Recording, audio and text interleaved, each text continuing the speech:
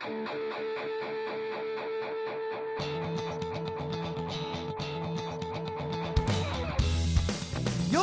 listening to the Let's Go Buffalo podcast, your new favorite podcast for everything Bills and Sabres. Ooh, what's going on, everybody? You're listening to the Let's Go Buffalo podcast, your new favorite podcast for all things Bills and Sabres. With the pals, Nigel, Tom, and Jake, episode 9 coming at you. Quick reminder to follow our social medias at Let's Go Buff Pod. That's Buff with 2 F's on Instagram and X. Let's say hello to the fellas. Tom, how we doing, pal? Bro, I could be better on this Victory Monday. This sweatshirt, this little cozy little sweatshirt, couldn't feel any better. It says Victory Monday all over the front. I've been over the moon all day, bud. How are you guys? Yeah, man. Jake, what's been going on, buddy? I'm great, man. Happy Monday. I saw a guy at the grocery store that was wearing the same hat as me, my Bills hat. So I had a fun little moment with another Bills fan. Hell yeah. That's awesome, dude. Yeah, this day felt particularly good for so many reasons that we're going to get to shortly here. But yeah, probably arguably the most satisfying Victory Monday I've enjoyed in quite some time, personally. In a while. Absolutely. Yeah. In a while. Just you couldn't woke up with a smile. Nothing could really faze you. Yeah, this one felt really good. Good day. It was a great day. How was the weekend, boys? Any fun things go on? Go ahead, Jake. Yeah, I was excited. It was my birthday, so got some drinks, got a tattoo, and yeah, it was fun. It was good. And then a super relaxing Sunday, so we love that. What about you, Tommy? Yeah, nothing crazy. As everybody heard, I was nursing my illness last week, so I just laid low. Had a nice quiet weekend, got a bunch of stuff done, but it was good. Nice, the Nigel's clan had a big weekend. Yeah, we sure did. Shout out to my little sister and her new husband, William. Yeah, we had the first of the Croston children be married this week, which was probably mostly a relief for my parents more than anything else. But it was super small. We celebrated it down by the water at our cottage, and it was an absolutely beautiful day. And I think for the bride and groom, hopefully I'm not speaking out of turn, but I think everything was exactly how they wanted it to go. So that's congrats awesome to my baby sister and Will, and I wish you guys a lifetime of happiness. So that was awesome. Yeah, absolutely. Shout out you guys. Love you guys. And happy for you. Yeah, man. Pictures look stunning. Yeah, dude. There's the pictures. I think are going to be really nice. The photographer was awesome. One of Will's buddies, who is also a fellow powerlifter, but one of the other things he does is like film powerlifting competitions. Like I think he's recorded stuff for William in the past, and he did a lot of like videography stuff and also took pictures. And the stuff that he did was absolutely stunning, dude. I hope he overlays a set of videos with like heavy metal powerlifting music too. Like he gives the nice stuff to Olivia, but then sends Will like a cut up of like some just like crazy Slipknot with some like shit. Yeah, I don't know, man. Just because you gotta, like, hey, sorry, it's in the instincts. That kid seemed to be really good at what he was doing, so I don't know if we can bank on any mistakes from him. But all right, fellas, I'm absolutely parched. Can we crack a beer here? Please. Yeah, you ready? buddy. Hold on, let me get myself prepped here. I'm ready. You guys ready? 3, 2, 1. Hey, we all showed up this week. Look at us. Yeah, how about that? Tom, since you and I completely dropped the ball last week, let's start with us. What are you drinking, bud? I am drinking Jacobus, a German-style Pilsner from Schilling Beer Company. You guys are all about your Germans recently. Yeah. Jake and I went on a little German beer route the other day when he was up, and we bought far too much beer, and I now have a nice little mix pack to roll through. But it's really tasty. So I've already had a couple. So not tonight, but I've had a couple previous this week, and I'm excited about this one this evening. Yeah, dude. Awesome. Now, the trouble of doing this podcast is that you guys are recorded, and I have it on record from last episode that you would each drink 2 beers this evening to make up for last week. So just saying. Tom's actually geared up. Tom's got 2 hands, 2 beers. Tom's ready. I got a tall started boy. one pre-show. No. We'll allow it. Tell us about your tall boy. Yeah, so it is a Rohrbach, but I was telling you guys last time, I was trying to remember what I was going to drink. and I said it was a Bills-based beer, and that was a blatant lie. It is Rohrbach, but it's called Nautical Mile. It's a nice hazy session IPA. Very delicious. I'm enjoying it quite a chunk. So Nice. it's been good. Yeah. Jake, Heck yeah. what about you, buddy? That sounds delicious. You both are intimately familiar with this brewery, Ithaca Beer Co. Ooh. Hey. So you've heard of the Flower Power, but have you heard of the Java Power? No. It I think I is saw a picture go by, but is it good? the Flower Power Ale infused with coffee, and it is as weird as it sounds. Yeah, I'm not sure. That sounds delicious. I'll be honest. But it is shockingly good given how it sounds. Huh. Nice. I would like to try that. I'd like that for myself. I'll save a can for you. Yeah. Before we go further, I want to shout out our listeners, and I want to hear what you guys are drinking for Beer Corner. So Jake, every week on the Instagram, he puts out a little post with our Beer Corner happenings and what we're drinking that pod. And I want to hear what you guys are drinking. So go ahead and post on that Instagram post that Jake puts up later this week, and I want to hear what you guys are listening. You guys are drinking. Yeah, buddy. One more real quick shout out here. So Tom and Jake, as we were doing our board meeting here before we kick off the pod,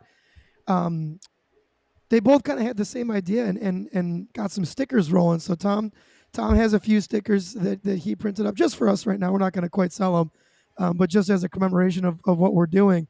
And then our good buddy Gabe, actually, shout out Gabe. Gabe is an unreal musician.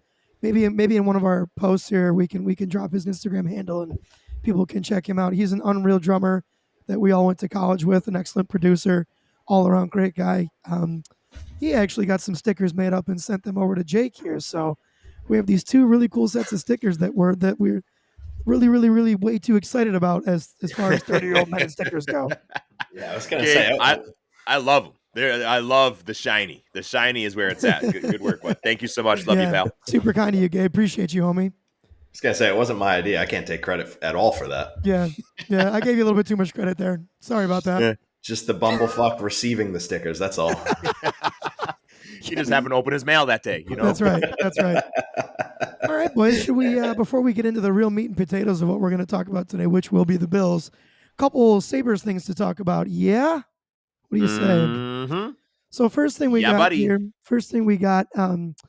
The roster has been cut down at this point. We're down to 33 players. And to give ourselves a couple flowers here, nobody that we predicted to make the team has been cut just yet. So the interesting thing here at this point is that Zach Benson, Brandon Byro still here. Those are two young guys. Yuri Kulik still here. Brett Murray is still here. And these are all guys that will probably ultimately be in Rochester. But it's cool and a good testament to them that they're still here at this point in camp with only 2 preseason games left to go. Jake, what are your thoughts on where we're at with the trimming of the roster so far?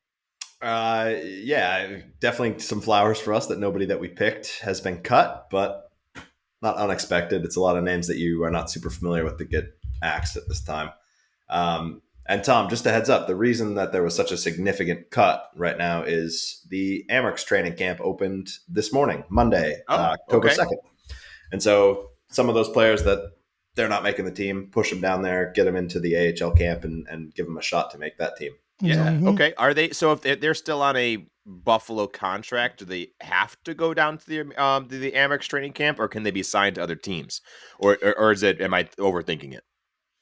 No, I don't think you're overthinking it. I think it's definitely complex. If you are a player that is signed to a contract with Buffalo, typically you would go down to the AHL if you can play there, as opposed to juniors, like we talked about with Matt Savoy. Right.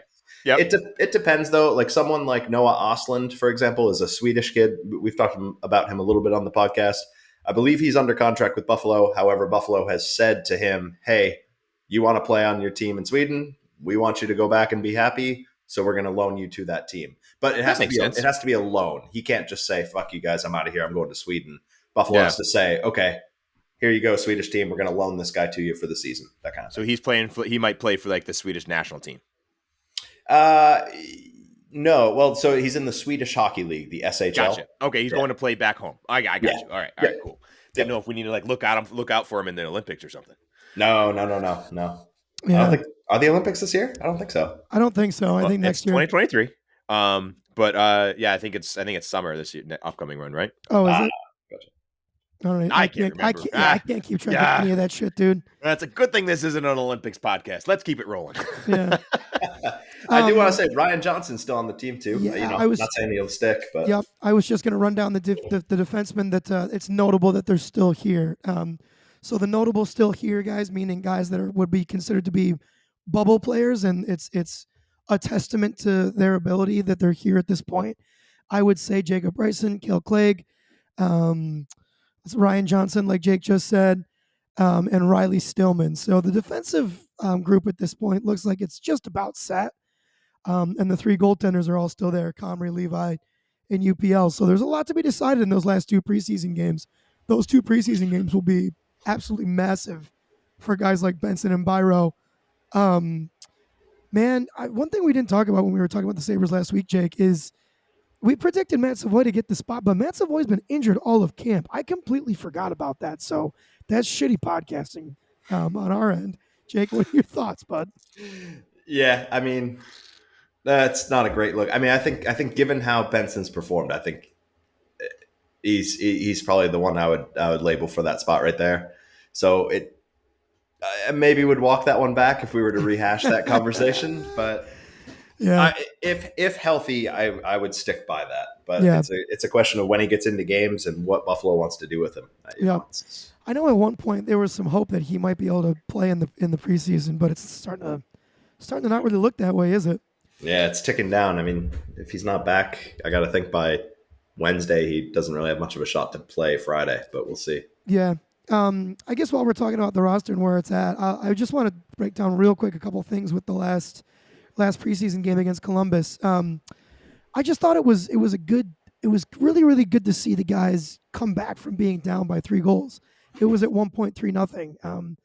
And then ultimately the Sabres went and scored 4 answered. And I just thought that it was a great testament to the resiliency of the team, the boys coming together.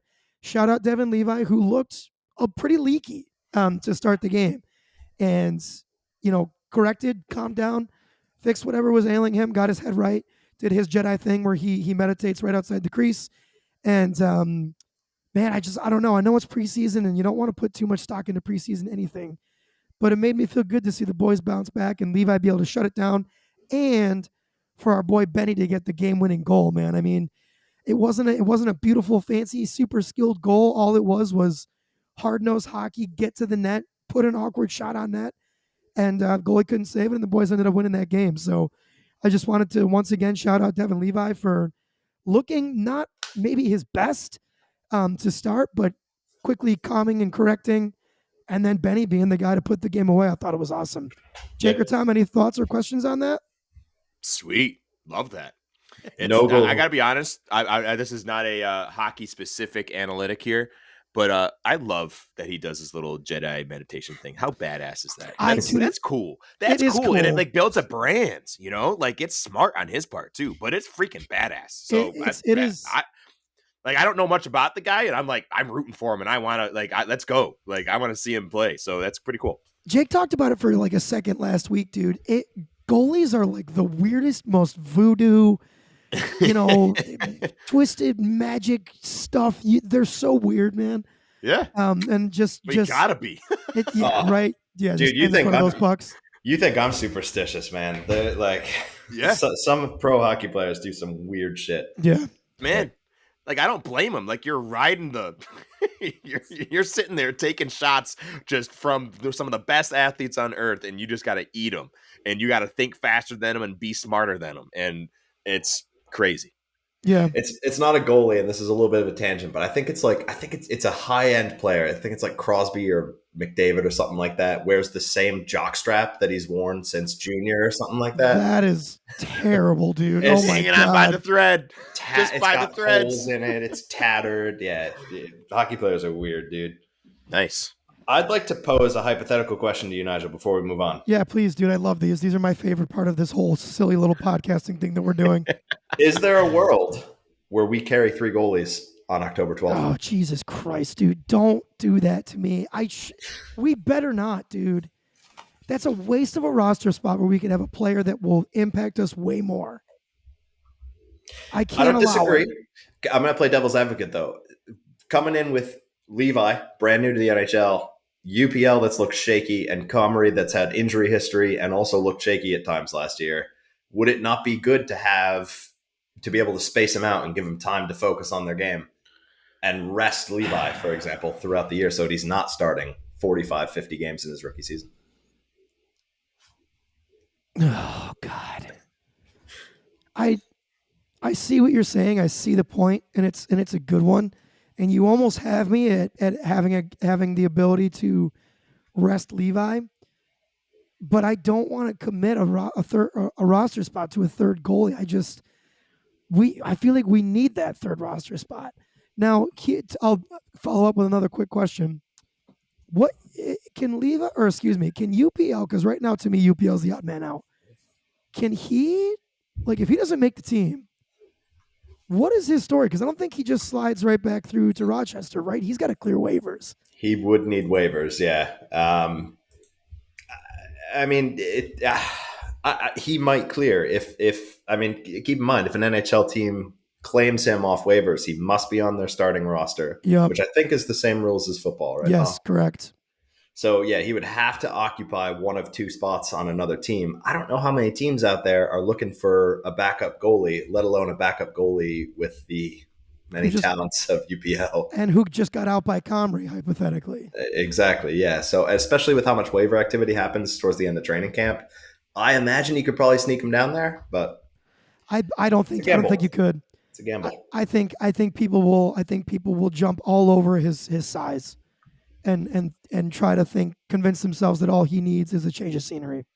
Could be. But on the other hand, if he loses the job to Eric Comrie, do I want to lose an asset for free? No, but if he gets claimed, he gets claimed at that point. I hope we trade one of them, Comrie or UPL. Get something. Get a 5th round pick for one of them or whatever. I don't know. But yeah, we'll see. Anyway, fun hypothetical. Just wanted to pick your brain. One more, or like 2 more things here, real quick. So Zegras signed in Anaheim for what I found to be a super reasonable deal. I saw it was 3 years, 5.75. I thought that was much less than what he was going to sign for. In any event, not something we have to consider or worry about for the Sabres anymore because he is remaining in Anaheim. So we can put that to bed and we can focus our attention solely on Patrick Kane.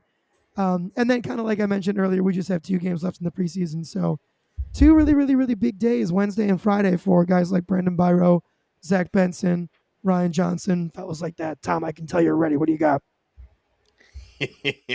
So just to continue on some of our excitement here that we've been chomping at the bit to talk about. Let me set the story. Let me set the stage. Sunday morning, it's like 10 a.m. We're all getting ready, going about our day, having breakfast, going for a walk, right? Doing all that thing. And what is the rest of the league talking about?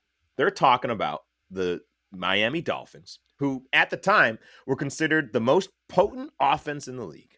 They just hung 70 points, 70 points on the Denver Broncos, which hasn't been done since the 60s, right? I don't know if our parents were born when the last time that happened. So a completely different time of football. And they were known as the greatest show on surf. Like, they were incredible. Who's going to stop them? The Bills don't have a chance. What's going to happen here? Let's go up to Orchard Park. Well, you know what? Do you know what our Buffalo Bills just did to the greatest show on surf? The Bills welcomed these you just welcomed the Dolphins into Orchard Park and laid down the law and routed the Dolphins 48-20, sent them home, tails between their legs, dorsal fins tucked away, never to be seen again, and just reminded them who is in fact at the top of the AFC East. Boys, how do we feel? Ooh, buddy, what a setup there, Tom. First of all, pal, well done. I'm speechless after that. Yeah, dude. That for me was the most Oh my God, I'm still not over it. I'm still so excited about it. The most satisfying win for me in a long time, because you're right, dude. Fins up nation, dude. You were all so unbelievably insufferable all week. All week. You could not help but run your mouth and run it again and run it again. And like Tom said, the Bills laid down the law and reminded all you Finns freaks that the division runs through Buffalo, and that before you can go and crown yourselves the champs for freaking anything, you have to come through us and get it done. And I'll tell you who you don't have on your team, and it's Josh fucking Allen, dude. 17, baby. My God. Jake, any things you need to get off your chest? I think you guys put it well. I really enjoyed seeing Tyreek Hill and Jalen Waddle sitting despondent on the sideline, Yup. kind of They leaning sat- in to hear one another because they couldn't hear over the crowd noise. So suck on that one, you domestic abusing piece of shit. Yeah, seriously. No, yeah, it felt good. Felt a little Schadenfreude for Yep. sure. Oh yeah. That was perfect. So I think we should go around and really just we gotta soak in this what we liked from this game. So let's do just we bounce around. We each get, I don't know if you want to just throw out one player, one part of the game that you really like, maybe a favorite play. Let's roll this, right? Let's pile on, yeah. Let's pile on, right? Let's pile on, baby. Let's pile on. So my first thing was the defense. I'm gonna start here because they stepped up. This Miami offense came in and they were a problem. They looked like a problem at the beginning of the game too. We were going just blow for blow. We by the middle of the second quarter, it was 14-14, and it was like, okay, is this every team's gonna score? Both teams are gonna score 40? Like, is that's what's gonna happen here? I was ready for that. I was like, okay, we have to go out for the track meet and we got to keep up. It was the first 4 drives too, right? Touchdown, touchdown, touchdown, touchdown. Boom, Correct. boom, boom, boom. Ping pong at its best. So, and then Sean McDermott and this Bills defense figured it out. They adjusted. They absolutely came in and crushed. They ended up with leaving the game with 2 turnovers, a fumble recovery, and an interception, and 3 fourth down stops. Who one of my other favorite podcast listens, Greg Tomset on Cover One Buffalo. He reminds us that 2 turnovers is important, but a fourth down turnover on downs is also a turnover. Correct. And almost even more impactful because it just sucks the energy out of them. So that's 5 turnovers if you include 2 actual turnovers and 3 turnover on downs. That's huge. Yeah. So that's my first shout out. For sure. Jake, you want to go next? Nope. Okay, I'll go. Jake's giving me the finger. Not that finger. He's giving me the pointer. The other one. His little pinky. So it's gotta be 17, right? Yeah. I mean, Yeah, bro, how many times has a quarterback had more total touchdowns, than they have incompletions? Here's some stats, folks. Josh Allen, number 17, franchise quarterback for the Buffalo Bills, 21 of 25. That breaks down to an over 80% completion percentage, 320 yards, 4 passing touchdowns through the air, 3 to Stephon Diggs, 1 to Gabe Davis, 17 yards rushing, 1 rushing touchdown. And to put the cherry on top of that delicious Sunday, literally a perfect passer rating. Ladies and gentlemen, after a tough week 1, Josh Allen is carrying around his nuts in a wheelbarrow. The league better watch out. It feels good. He played lights out, right? He didn't look like the frenetic Josh Allen we saw week 1, who was a little bit out of control. He felt like he was dialed in and has been for the last 3 weeks. He played at best a game that I've seen him play in maybe ever. I don't know. I got to go back and look. He's had some great games and absolute monster performances, but this is up there. Yeah. That's a statement. Yeah. He was sensational. Jake, you all good, buddy? Jake had the hiccups. I'm all good. I'm here. Well, real quick on Josh, how about that design run play? Throw him in the end zone, too. Oh, my God. And you know what, dude? When you take the short yardage run conversions off of his plate and you put them on guys like Latavius Murray and Damian Harris, it opens that up to be at that type of effective where he goes in untouched, dude. Yeah. because he faked I just watched the highlights again while I'm eating my dinner tonight. He faked the toss to James Cook Yep. that they've been doing all day, right? He would do it faked left, and he kept it and just took off, and he waltzed in to the end zone. It's like 7 steps for him to go 17 yards and he's in. It is like it's sometimes you sometimes forget how fast he really is until you see him like him running compared to a Yeah. group of people. Dude, he is so fast. It helps that it he's is huge. crazy. So Yeah. this goes well for our podcast because it's a Bills Sabres podcast. The Sabres, many of the Sabres were at the game, and Yeah, they there's a were. picture of the of Josh Allen going to see the Sabres players who are Dude. Who are there at the game, and it looks like he's going over to see like the junior high track team. It is right? it is crazy, dude. It's like these are professional athletes who are some of the best in the world, and he makes them look like they're children. Yeah, It's insane. He's a big boy. He's a big boy.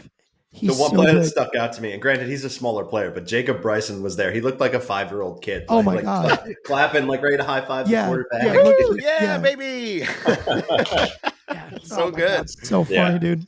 Dude. Then on the other end of Josh Allen's phenomenal game, we got to shout out our boy, Steph Diggs, number 14. Buddy. He came out and he proved he's arguably the best in the league. Arguably the best in the league. And this is exhibit A in his arguments. 6 receptions on 7 targets, 120 yards, and 3 touchdowns. 3. Yeah. Count them. 1, 2, 3. They're all there, right? And he had all sorts of different kinds of catches. He had catches in short yardage. He had long, way down the field catches where he broke tackles. He broke 3 tackles. When do we see Stephon Diggs break tackles like that? Dude, right? That usually one. Oh my God. Just absolutely Kader Kohu, dude. You better just hand him in. Hang him up, buddy. Don't go to work. I hope you didn't go to work today. That was such a pathetic display of tackling right there. My God. Yeah, and then he had his first touchdown was on oh my gosh, we're playing backyard football. The play broke down, and it's just Josh needs an outlet, and boom, who does he got? He's got Diggs. This is the guy. And any kind of doubt and question about if Diggs wants to be here in Buffalo can go right out the window. He was happy as could be on that sideline. Three touchdowns. He was clearly the best receiving option on the field on either side of the ball. Yeah, dude. He was absolutely dominant. Jake, go ahead. Little tangent, but earlier on in this podcast, we posed the question, how many games does it take before Diggs really does one on a Buffalo? I love that that's put to bed. And we drew the comparisons to Jamar Chase. And I saw Jamar Chase have a quote saying something like, I'm open. I'm always fucking open. What do you want me to do? So I don't know where I'm going with that. Just I'm happy that we are where we are. Yeah. I'm not trying to pile on the Bengals. That's not who we played. But still, no. We can pile on the Bengals. Yeah, we can. Boy, do they look like an absolute tragedy, dude. But we can talk about that because we play them down the road. We'll get there. We'll get there. Higher fire. Dude, for me, got to shout out that defensive line again, dude. My God, man, those boys are eating, man. I think the first 3 games of the season, 2 had been sacked 1 time. 1 out of 3 games. Yeah. Yesterday we got him down 4 times, dude. So I mean, let's see. I know Groot had 2 sacks. Daquan Jones had a sack. I think Ed Oliver had the 4th dude. So I mean, for our defensive tackles to be the ones getting in there, that's huge, dude, and just a testament to the pass rush ability. Now, Fins Nation, you need to understand. I can't stand you. Not from the bottom of my soul. I think you're truly insufferable. However, I can give you one spot where I would also be pissed. That Daquan Jones sack, dude. He landed every bit of his 300 some odd pounds directly onto. I could not believe that wasn't a flag. Outside of that, I think the game was very well called. Fins Nation will not agree with me. They love to blame everything on the refs, but yeah, dude. So that defensive line, man, and then one quick thing. Tom shouted out the defense in general. I just specifically Sean McDermott, dude. So again, first 3 games of the season, one of the reasons that Tua had been so dominant was he was getting the ball out so incredibly quick. And because he was getting it out so quick because he was able to get to his first read 80% of the time. Sean McDermott took that down to, I believe it was 56% on Sunday. So when which you is a get him out there, huge drop. yeah, For dude, those of you following along at home, that's a big deal. it might not sound like it on paper, dude, but that is incredibly substantial. I'll tell you what, man, the word blueprint is going to get tossed around after that Bills Mm-hmm. defensive performance. Yeah. Teams are going to Yes. take that film and be like, this is what we do to slow down. I mean, Hill and Waddle were held to under 100 receiving yards, no touchdowns for the two of them. Yep. It was just, yeah. Jake, Yeah. anything else, buddy? I think we get over to you here. Just, I mean, in the spirit of piling on, I can't remember the last time I felt this good about the running backs and the game that the run game is playing. Dude. Yeah, dude. Maybe All three not of them. maybe not like as like Jimmy as far as what we've seen from James Cook recently. I think he only had like 29 or 39 yards, something like that. But man, like Latavius Murray, dude, that big 20 some odd yard scamper he had early in the game, like that guy That's is the going, oldest man. running back in the league, man. Yeah, That's dude. the old, like, I mean, he's 33, so that makes that's We're 30. yeah, here we are. But anyway, like that's the oldest running back in the league, and he looks good, and he's our change of pace back. Let's go. Yeah, dude. No, Jake, that's a great comment, dude. Absolutely. And to kind of continue on that thought, the coolest thing, you're right, it wasn't the most volume we might have seen out of running backs, but the time when it was used was huge. Like, oftentimes, like the first 3 games of the year, we were a little worried about that first down offense. What's happening on first down? We don't really get anything. It's stuffed in the backfield. Something happens. We don't get much on first down. Well, in this Miami game, this run game, like James Cook was getting 4, 5, 6 yards on first down, and boom, all of a sudden we're in second and short, and the playbook opens up. Right, like that's a big deal. It's not a volume was not there when maybe what you wanted to see, but when it was used and how it was used, I think is incredibly important. Yeah, dude. Absolutely, man. Anybody else have anything they want to toss out? I mean, there's so much to love from that game, but anything else we want to get to before we get to one resounding negative from the game? I think just all in all, coming in and stepping up to the plate, seeing this team, right, rise to the occasion. And we were, that's a concern for this team, right? We always get to the playoffs and things don't quite go how we want them to go. So no, this is not a playoff game, but this is a big game. There was a lot of hype on the other side. There was a lot of hype for what can the Bills do? Can they hang in this game?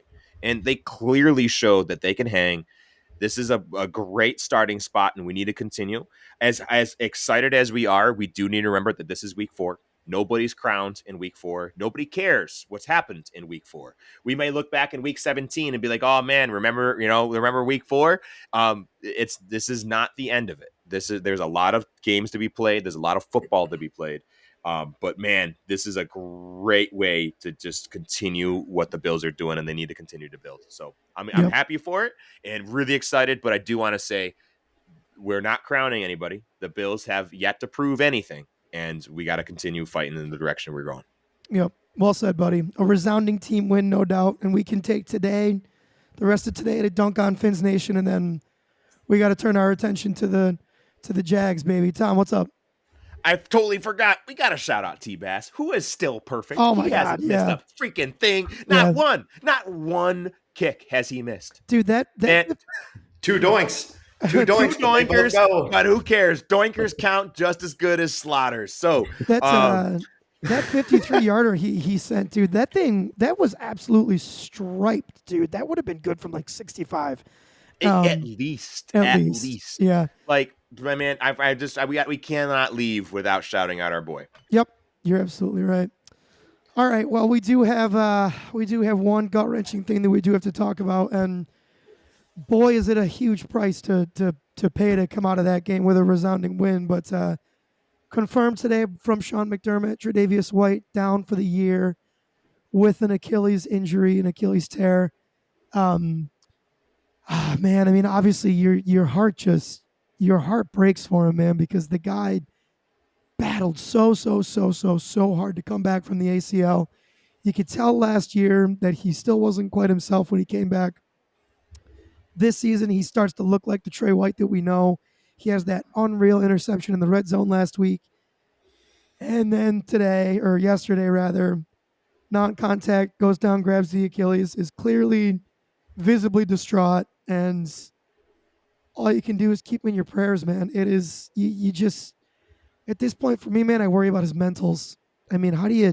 Yeah. It's got to be. I can't even imagine how hard that has to be to come back from yet He again an he injury of that magnitude. Yeah, he worked hard, and there's video evidence of this, of him coming back and talking about it, and from that first initial injury and coming back, and last year not quite feeling or looking like himself, and then this year he was feeling it. You could tell that he wanted it. He almost had a dropped interception today, right, or yesterday, right? Like he Dropped was pick six, excited. dude. Yeah, it could have been, right? And it was right there. And to see his reaction on the field was heart wrenching. You knew right away, like you knew by his reaction on the field that this was not just a normal tweak. And my heart just sank and it was a pit in my stomach. And you're absolutely right. You said it great. Very well, Nige. Um, yeah. Thoughts up for Trey. Thinking about you, bud. We appreciate you. We love you. 2-7, you're the man. We don't think any less of you, and we're rooting for you to get back there. Yep. I had oh man, I had a buddy today was like, dude, like is there, and I don't even like saying this out loud because it makes me sad, but he was like, is there a world that we live in now where Trey White just retires and has to hang him up, dude? And It could be. that made me want to burst into tears, dude, because I mean, Yeah. he was the first guy that Sean McDermott drafted, right? And Yeah. just to me signifies that the first draft in a new era of Buffalo Bills football, and to think about that guy not playing for this team anymore is really really really a bummer, man. But I don't I know. think I mean, only Trey White knows how he feels if he can recover from or just go through that grueling process again. I know Achilles injuries for players, it kind of, I mean, a little bit more position specific, but like running backs, it's a brutal thing to come back from. I would imagine CB kind of similar story, but I'm not a doctor. I don't know. You know. Yeah, what we should do is at some point, maybe this week or next, as we go through, Dr. Kyle Trimble, who is associated with the Bills. Well, at least has been reporting on the Bills for quite some time and puts out awesome content. So we'll link him and talk about him. But he has a great article that I read this morning, and I don't remember specifics, so I'm not going to get into them and try and remake them. But he did talk about players have come back from 2 Achilles injuries. It has happened. Particularly the name that jumped from the page was Richard Sherman, who is going to go down as one of the best cornerbacks to ever play the game.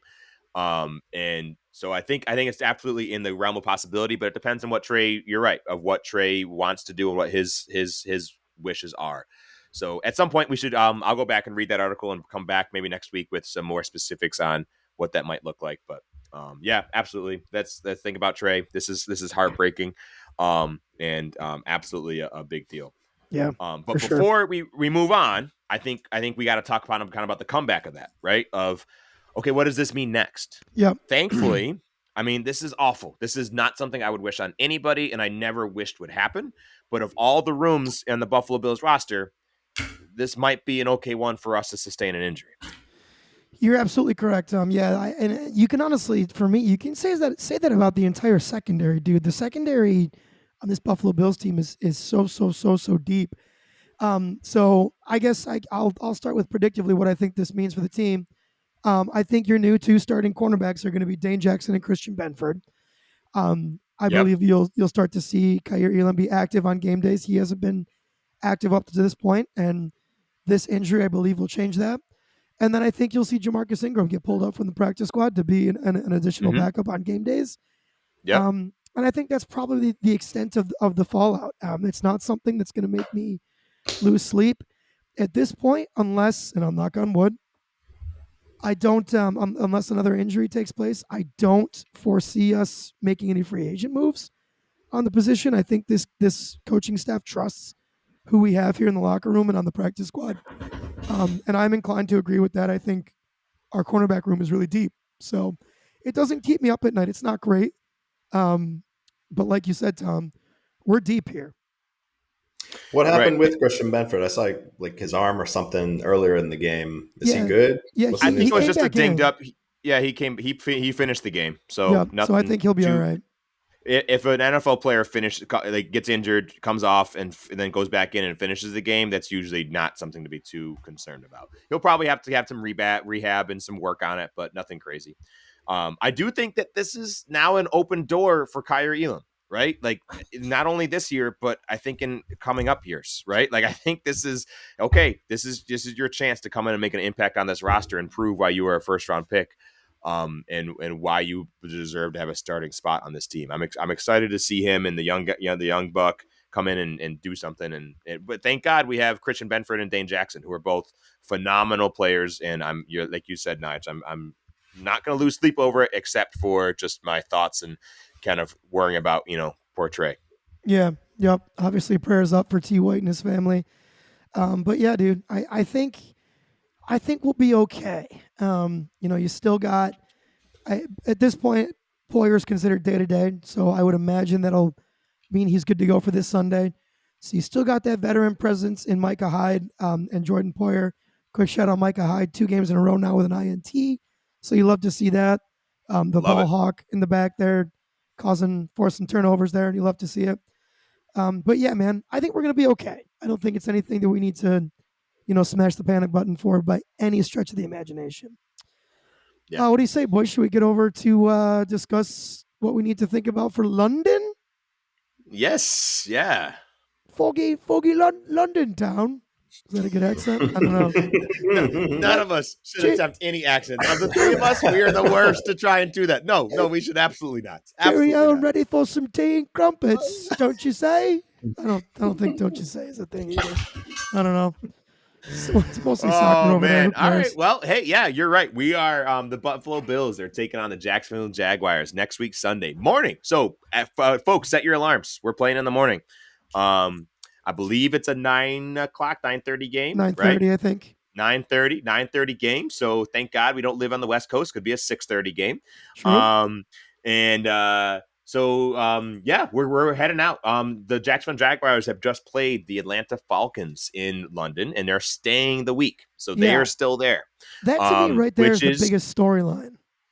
Yeah, I Is agree. Like, what are they going to be? Are they going to be tired and ready to go home, or are they going to be acclimated and had a good week and ready to play? I think that's the one, dude. I think this is a tremendously huge advantage for Jacksonville. Jake, go ahead, bro. I'm just curious how the travel works for London games. Like, when are the Bills heading over?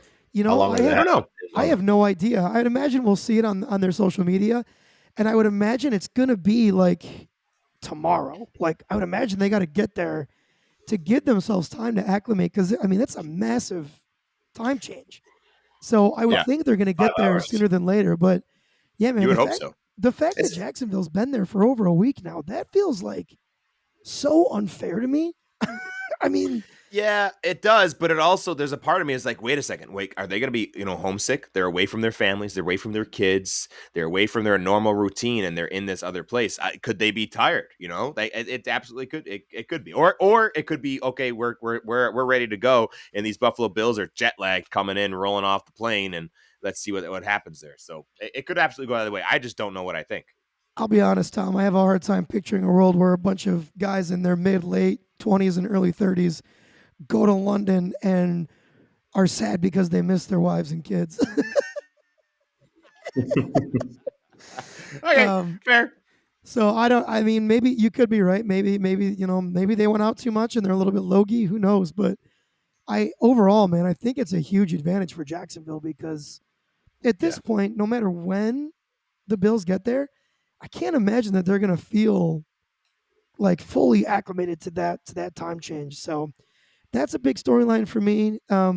Outside of that, dude, we should beat the shit out of these guys.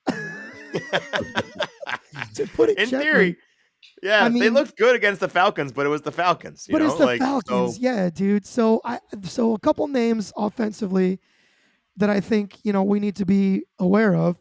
Obviously, Trevor Lawrence is an up and coming young QB. The guy can sling the ball. Also athletic. You got to make sure he doesn't get Mhm. run all over you. Doesn't get loose. Yep. ETN, okay, sure. He's obviously fast, but hasn't done anything really this year that's really made my head explode. Do you know anything different, Tom and Jake? No, especially considering the other running backs that we've played. Like I think he's well within that range. Um, so yeah, I think he definitely could be a problem if he gets rolling, but I think our run defense can handle him. Yep. Calvin Ridley, Christian Kirk. I mean, they got two receivers that are listed as out right now, Zay Jones and Jamal Agnew. Calvin Ridley, he's had a couple of good games, but the last few weeks, from what I've seen, nothing really to write home Kind of about. Christian Kirk, stinkers. Yeah. yeah, Christian Kirk doesn't scare me. Evan Engram, I think, is like, in terms of fantasy at least, is like the number one tight end. But we have a guy named Matt Milano who is a tight end eraser. So I don't care who your tight end is, unless his name is Travis Those Kelce. biceps don't care. And I mean, as far as an offensive line goes, Brandon Scherf is really good. He's a really good right guard. Cam Robinson, Tyler Shatley's also a good guard, but I don't know, man. This looks like an offense, especially after what we just saw from this team. I mean, that's the problem with what we just saw, dude. What like if we now we know what we're capable of? Is there anybody that should score more than 20 points against us? I know it's the NFL. It's a week-to-week business. Humble pie is only 6 days away or 7 days away, but I mean, fuck, dude. This offense doesn't scare me at all. No, they should, and they shouldn't. I think we could absolutely outscore them. I think you're right. The biggest question is, can they? Does the Bills teams land and are they flipped upside down, or are they there and they're dialed in and they're ready to play? Yeah, I don't know. Yeah, dude. And then if you look at the defensive side of the ball, Josh Allen is a guy to talk about. He is obviously a really, really, really good D end. But I mean, we haven't had a problem with any of that so far this year. And especially if it's only one guy, the rest of this defensive line, I mean, is nothing to write home about. Adam Gotsis, I'm not even going to try and pronounce the nose tackle's name. Maybe it'll be funny. I don't know. Fulorunzo Fadukasi is the nose tackle. Roy Robertson Harris. These are all names I've literally never heard of. You got Andre Sisco, who is a good free safety. He's had a solid career. Was really good at Syracuse. I don't know, dude. Like a team that I think we should absolutely throw the ball all over, man. I agree. So let me flip it this way. What do you want to see from the Bills to be successful? What do you want to continue seeing, or maybe some slight tweaks that you see from either the defensive or offensive side of the ball? What would you want to see to make sure, okay, let's feel good and come out of this game feeling like we still got momentum like we do? For me, dude, I would like to see James Cook get back on track the way he has been the last couple weeks prior to the Dolphins game. If he can get a little bit more back on track. And honestly, dude, like I just want to see the continued efficiency from Josh Allen. I don't care if your stat line is 100 yards. If you took 20 checkdowns and you threw for 125 yards, but you didn't turn over the ball, like I'm fine with that, dude. If that's what they're giving you, like if they double Steph Giggs and they're just playing a too high shell all game, just chuck it to Jimmy over and over again. Take what they're giving you. Continue to be okay with taking those checkdowns. And get the run game established. And I think for me, dude, like you establish that run game against these guys, good night. Yeah, I agree. I think, let's get the boys rolling. Let's let Josh cook and be as efficient as we've seen and smart as we've seen. He's been really good. Like if he can play like that, I don't know who's going to stop him, right? On the defensive side of the ball, I would love to continue to see this defensive line eat and just do what they do. Right? Daquan Jones has been playing out of his mind. Ed Oliver has been playing out of his mind. And Leonard Floyd. AJ Epinesa had some impact in that game. Kingsley Jonathan had some impact on that last game, right? Like we are all the way down the depth chart on the defensive line has looked phenomenal. And I'm excited to continue to see it. So, I'm feeling good, but would love to have them continue to really make a presence here. Yeah, absolutely. Jake, anything you want to touch on or questions about the game or anything like that? I just want to see them continue what they're doing. Nothing specific from me. Yeah. No, dude, it should be a game where, just take care of business and you should walk out of there with another W. Should we get some wait a second. Wait a second. Do you guys hear something? Do you guys hear that?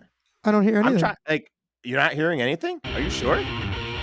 I don't know. Oh, Tom, what do you have now? Jake's wild, wacky, whimsical whiffs of the week. Okay, boys. You We're guys getting gotta start weird. to warn me here. We're going to get weird with it. We're going to talk about something that is never going to happen. Something weird, something your skin would crawl if you saw it kind of thing. But what if it happened? So for this week, I have a scoregami happening across the pond in London. 29-11, Bills win. And I'm going to tell you how they get there. All right. Josh Allen throws 3 touchdowns. Okay. 2 of them, Tyler Bass knocks the extra point in. Now, I'm not picking Tyler Bass to miss an extra point, but the other one, they're going to go for 2, but they're not going to get it. So that's 6 points on the board. So we're up to 20, and then they kick 3 field goals to get us to 29. Now, the Jaguars, 11 points. They score a touchdown. They get the 2-point conversion, and then they knock in a field goal, and we have scoregami in London. Book it. Place your bets. Wow. Away we go. Wow. I love it. I'm dude. here for it. I love it. There it is. All right. Tom, well, you got hey, one? everybody. Wait a minute, Tom. no- We have score predictions, you and I. Oh, that's right. Tom, Right. you're I was so straight- excited. straight I was up like there. riding this wave. I was like just picked up and I was running. Okay, my score prediction. I think Bills win 35-17. Oh, Tom, you almost stole mine. I literally, I We have can have the 38 same if you want. I have 38-17 Bills in my head. I got to be honest, Nigel. I thought we had a deal where you had to pick against the Bills every week because every time you do, we have a fantastic game. I pick against the Bills when I truly feel like there is a real solid shot that they could not come through. Don't forget, dude, the last time I did predict us to win, we kicked the living shit out of somebody. Yeah, you know what? You're doing pretty good. All right, I think we can follow you. That's So fine. yeah, That's fine. my karma skills are clearly not that impactful. Tom, take us home, my friend. All right, folks, what a show. We've recapped some Sabres preseason. We've touched on the Dolphins' rout by the Buffalo Bills and previewed our Jacksonville Jaguars v. Bills game this upcoming weekend. Don't forget, our Buffalo lads are playing quite a bit this week. The Sabres are playing Columbus Wednesday night, 7 p.m., preseason game.